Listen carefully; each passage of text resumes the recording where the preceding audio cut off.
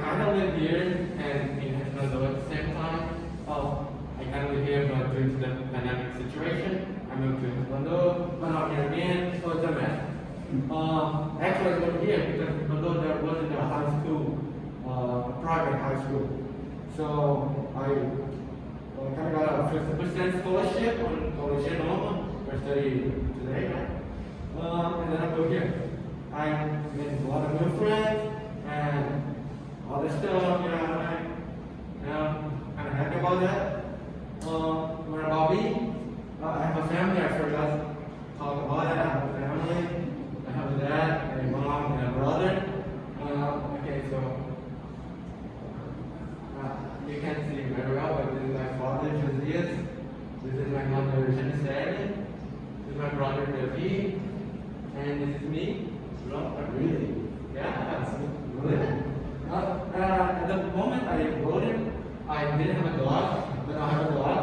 His name is Luke. He's super good. This day he was at the beach, so he was enjoying it a lot. Look at him, like the wind, the best drum, he was very happy. Yeah. What about me? I have hobbies, like just everybody does, right? I like riding my bike. I like playing video games a lot. I like watching some movies. And all that. My favorite movie is Cars from Pixar, like 2000 and something. Do you guys know that movie? Yeah, the red movie. Yeah, you know it. Yeah, it's soundtrack's perfect. I was very tiny man. It's my favorite movie to today. To this day, right? And when I was short, not that tall, nowadays when I was a kid, more kid than I am today, I actually used to play Crash a lot. On my father's PlayStation 2, he had one, and then he gave it to me. And I played it a lot. And that's it, right? But at the time of the movie, I didn't play PlayStation 2 anymore. And then I actually started gaming on the computer, like in 2016. I actually bought Minecraft, Minecraft, right? Everybody knows Minecraft.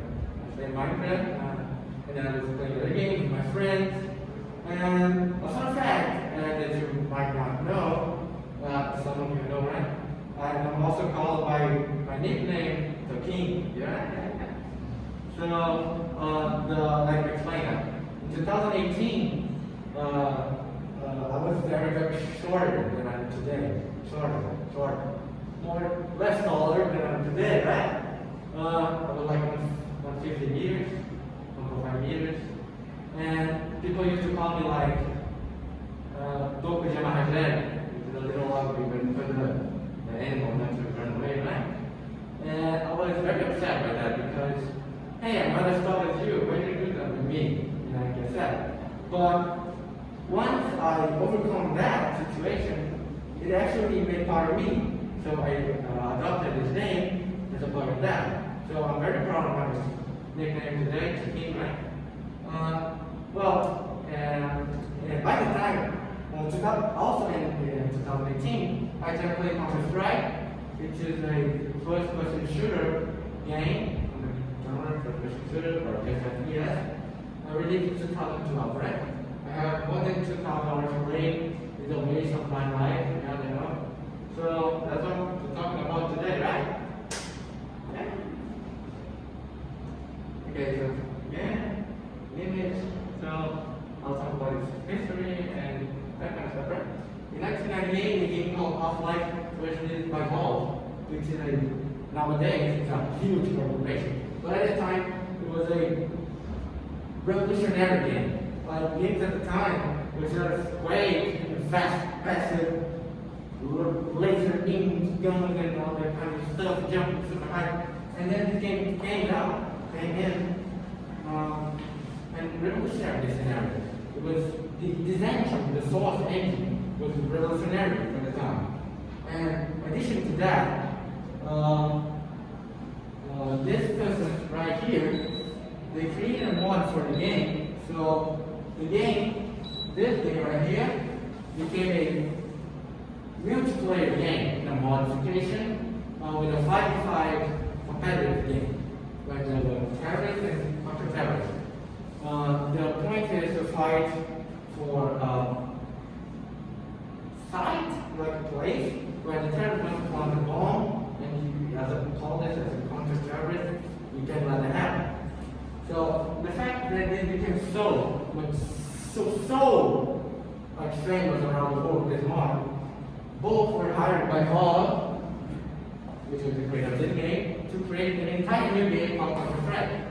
They were so good at what they did, they got hired, right? And the game became so much success, all across the world. It was the best seller, like they usually was released, right? All like houses around the world had the game. You may say, why did it happen? Because it has created a unique competitive scenario. A simple formula like police versus the cops versus the bad guy. It was super easy to understand and to find out cool, right? Enjoy the game, right? So the important part actually is the competitive scenario. It was a competitive game, 5v5, a team versus other team. And that led to championships, like in one houses, people were playing against others to like see who's better and that kind of stuff. Just like a soccer game, you kind of play against another team. And at that time, it became so popular. The game so popular, it was so popular, and this championship became popular, much popular. No, never. Became popular. Yeah, that's the word I'm trying to say, right? Okay, this a person who played in the 1990s or 2000s. He was Alexandre Gaules Borja. He was a professional player in the game at the time. Nowadays, he is one of the biggest Twitch streamers in the world, the biggest in Brazil. He's making some pride here. Other team that was created at that time was MIBR. It was one of the greatest teams in Brazil, made in Brazil, right? It was a very well-represented team and that kind of stuff. So you may ask, CS was so popular, there may be sequels of the franchise, right? So there was sequels. There was a lot of games. Like CSCC, CS Neo, the ones great about zombies and futuristic Japanese things. It's really not good. And Source actually became a popular game. But people still prefer the CS 6 because it was easier to play and, well, it wasn't bad. People were already here. They wouldn't be migration because of that. But then, in 2012, a game called Counter-Strike Global Offensive was released. This became the new theater. Players from the CS106 migrated to CSGO because it followed the same formula, but with upgraded graphics and mechanics and all sorts of stuff. So this is the main topic of this presentation, right? And so, okay, this is way too much. Let me give it here. And you may be saying, why is this such a success? Why is it profitable? Well, the game was not expensive. It was very cheap, like $5 one copy of the game, so everybody could play it. Well, at the time when it released, it was a heavy game, but nowadays any potato can run it. Okay?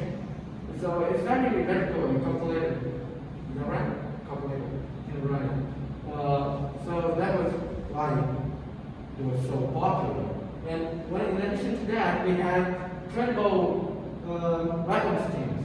Everybody wants to customize the weapon, right? And that costs money. So the game added boxes, loot boxes where you can open your money and got skins that may value more or less. And then it's a kind of stock exchange, right? If you have a skin that values way too much and not everybody has it, we can put the price upstairs.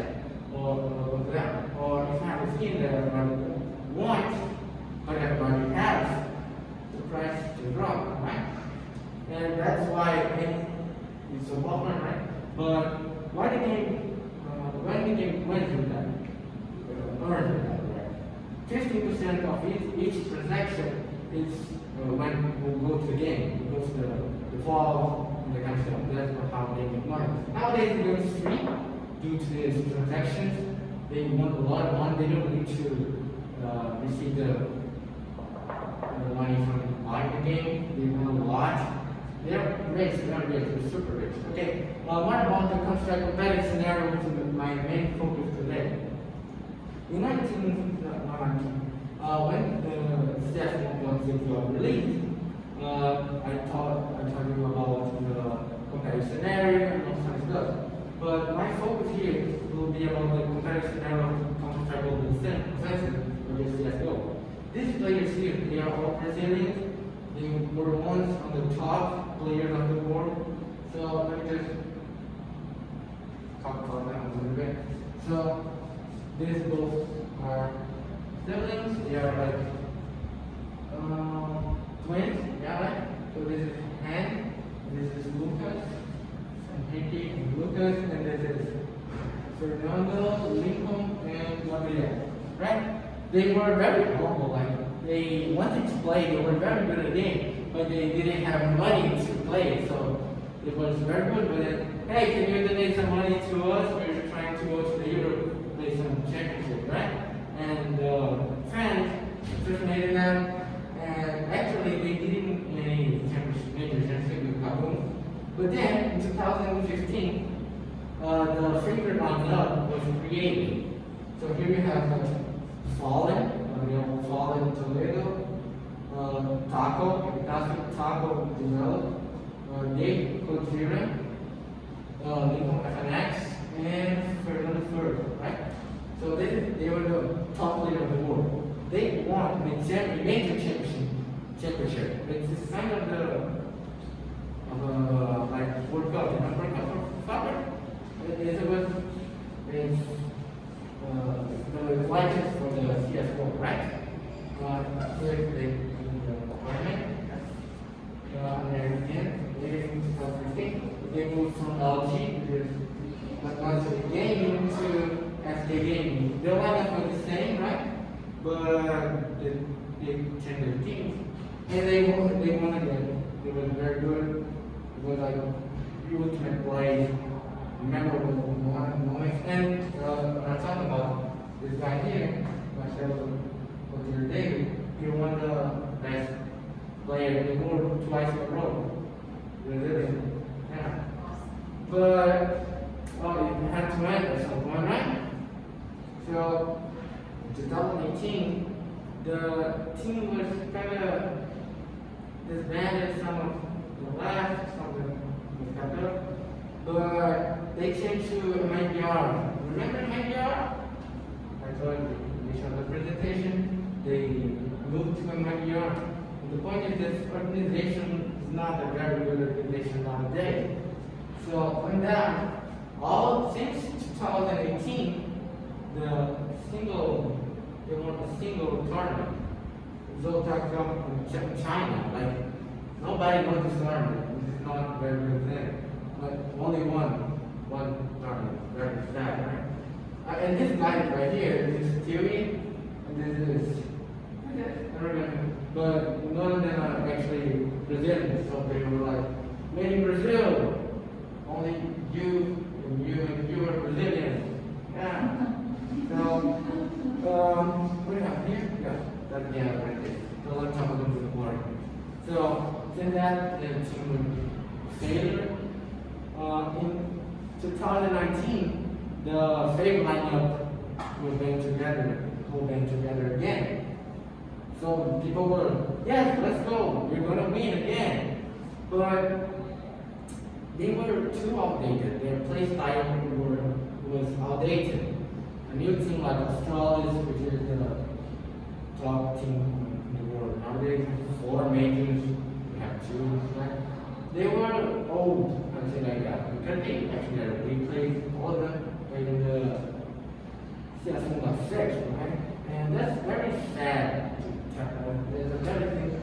very sad thing to be said, right? Because the team just fall in the non-existent, right? In 2020, last year actually, the team was banned. Because we had rumors about using exploits to get advantage, and the whole thing disappeared, like falling actually, which is the top player. He went to Liquid with another team that's actually good, but then disappeared. And very sad to be sad. But after the ban, when a whole new team was created in the name of DMNBR, which is back again last year.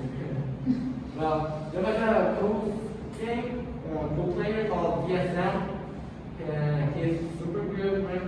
But a fun fact about him, it's not even mentioned here, but a fun fact about him is that he couldn't play major championships, which was held by Valve, so it was an official tournament, because when he was 13 years old, he was caught cheating on the game, so he was like life banned from the tournament. But recently, like last month, he got unbanned, so nowadays he can play major championships, but he's not on the team anymore, so that's not sad, man. Okay, just to finish here, I don't know if I'm talking too much.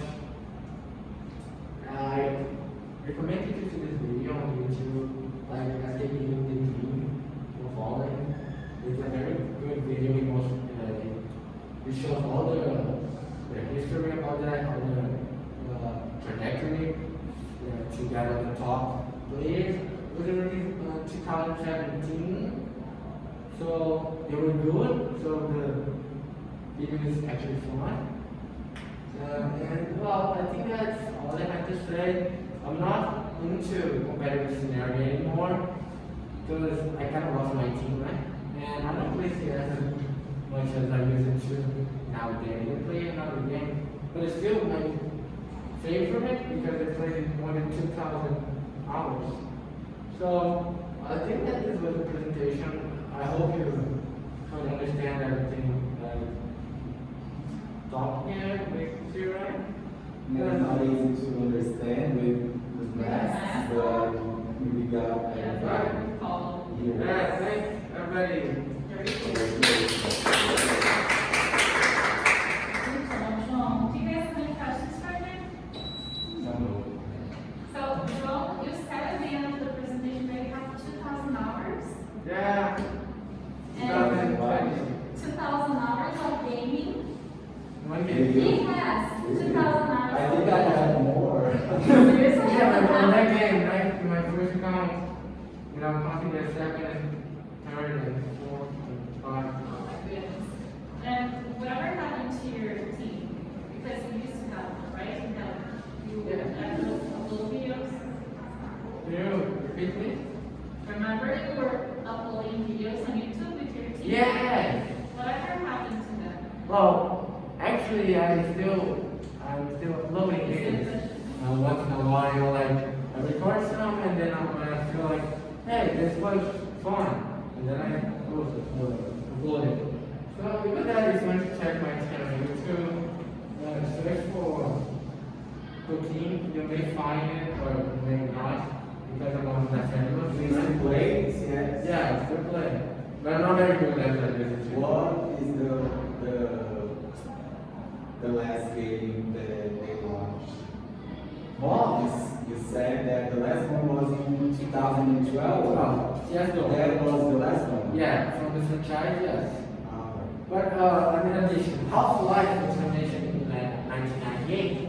He had a franchise, a sequel launched last year, 2020, which was VR. He won the VR Game of the Year. okay. One more question. Did you play the first one? The first one, yes, I played, but When not you like just for the. wasn't born yet. Yeah, I wasn't born, but I played just for the sequel, you know? Yeah. Just to see how it was and that kind of stuff. I remember when I first downloaded the CS, the first one, and you had to download the Half-Life. Half-Life, and never got it right. We had to install the Half-Life. I don't want this Yeah, it was game. a mod. We had to install It was Half-Life, like, and then to play it. I bought another one. I bought this together. I almost played You it. had to install the mod, and then you had the game to install the mod, and then you could play. It's kind of weird. There was their aliens, everything. And Yeah, I ever played that.